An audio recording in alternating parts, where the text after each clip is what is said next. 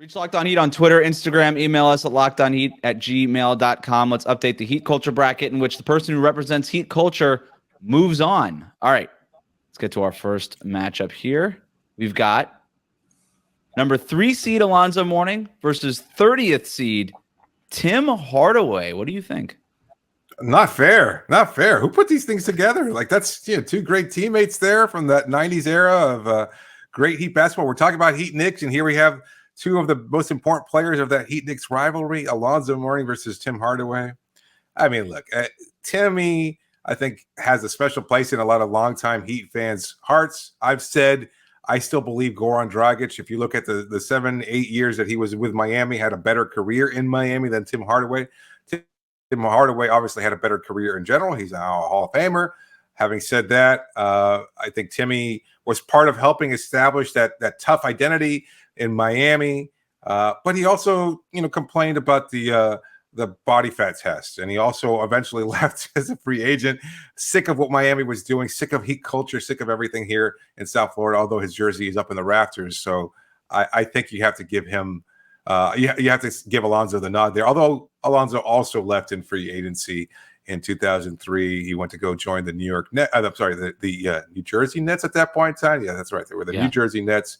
So he left at free agency too. But, that was looking to get paid at a point in time when he had resurrected his career after getting a kidney replacement and things of that sort. So you can't exactly blame him, but he came back, had a great close to his career, winning a championship in 2006. He's been a part of multiple eras of Heat basketball. And now he's in the front office, bestowing the ways of Heat culture on current Heat players, coaches, staff members, whomever.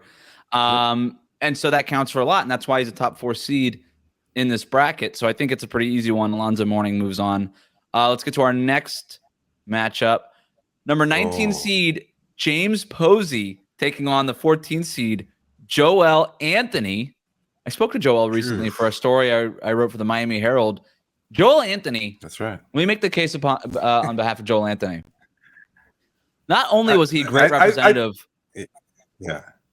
Not only was he a great representative of Heat culture while he was playing for the Miami Heat, he, as basically the general manager of the professional Montreal team in the Canadian League, has taken Heat culture to Montreal. And that was what my story for the Miami Herald was all about, was what did he learn playing for the Miami Heat and being part of that organization, and what is he trying to instill? What kind of values is he trying to bring to Montreal? And he said, quite literally, I am trying to recreate Heat culture in Montreal. So he's representing Heat culture in a major way. James Posey's still involved in coaching and stuff like that. He's still in basketball. I'm sure he's bringing things that he learned, but maybe not quite so literally the way that Joel Anthony is. So I'm going to go ahead and vote Joel Anthony here. Yeah, I think that's pretty clear. I love Pose. Great part of a long line of 3-and-D players. Won a championship, obviously, in 2006. He was fun, but he wasn't gritty enough. Like the Warden, the undrafted player from Canada, that's a great Heat culture story right there. And for him to be able to implement this across to another country, across borders, that says a lot. You got to give it to the Warden. Our next matchup, blockbuster here. 11th seed Eric Reid versus 22 seed Anthony Mason. What do you think, David? Eric Reid making an 11th seed. I mean, I don't know. I like the pick here. Crazy. Anthony Mason, just one good year here in Miami? He made an all-star, though, in that one season. Another one of those undrafted players that Pat Riley had found with the New York Knicks. He was toiling away in the Continental Basketball Association, the now defunct CBA. I think he was with the Albany Patroons or something like that. And then he wound up joining in the New York Knicks. He wound up competing for titles there, then wound up getting traded to, I want to say, Charlotte. Maybe I'm missing the dates here a little bit, but in any case, he came to Miami. The late great Anthony Mason had a great season here. That got derailed by the return of Alonzo Mourning in the playoffs, but still a good overall story. But come on, Kaboom! You're not gonna take Mace over Kaboom. I think it's Eric Reid in a landslide. The voice of the Miami Heat. It's Eric Reid. He's been through it all. He's seen it all.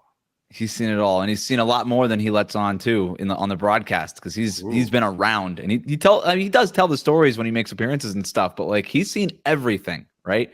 He has seen everything. He's seen how Heat culture was made and forged in the first place. He was around when it happened. So Eric Reid moves on. Our final matchup. This is a doozy, David. You ready for this one? Yes. 27th seed Ray Allen versus 6th seed Jimmy Butler.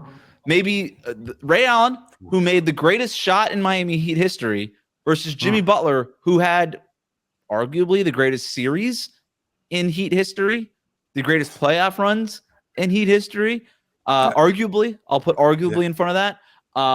Two stalwarts, two iconic Miami Heat guys in terms of what they were able to accomplish while they were here. Kind of a tough break for Ray Allen, because I don't see Jimmy Butler losing this one. No, I like the iconic imagery too here, like the 3-point shot in Game 6 of the Finals, and you've got Jimmy slumped over the table after a phenomenal, historic performance in the Orlando bubble. It's Jimmy, I think, in a landslide as well, because Ray was a culture unto himself. Like, if anything, he came in here and was like, "Nah, that's okay." Like, he bristled with Eric Spoelstra. He fit in that locker room, but he didn't quite embrace the culture, because he's like, you know what? I've got my own way of doing things. And that's okay. Still a great player. Helped Miami win and screwed Boston over in the process. Fantastic work by Ray Allen. Well, that gets a lot of points, actually. That's a good point, though. Like, not only did Ray Allen come to Miami and help win a championship. That was personal vendetta. That was personal vendetta. He's like, you know what? That seems like a Heat culture. Anymore, Rajon Rondo. Yes, that's a Heat culture value. He's drinking the haterade. That's for sure. Yeah, I get it. Yeah, most disgusting team in the NBA. Let's go. No, it's still Jimmy, right? It's pretty clearly. It's still Jimmy, but I feel like Ray Allen just got. I have no idea who put this together. It's a real shame that Ray Allen has to get knocked out this early. Yeah, it's magic. Sorry, Ray. It's Jimmy Butler.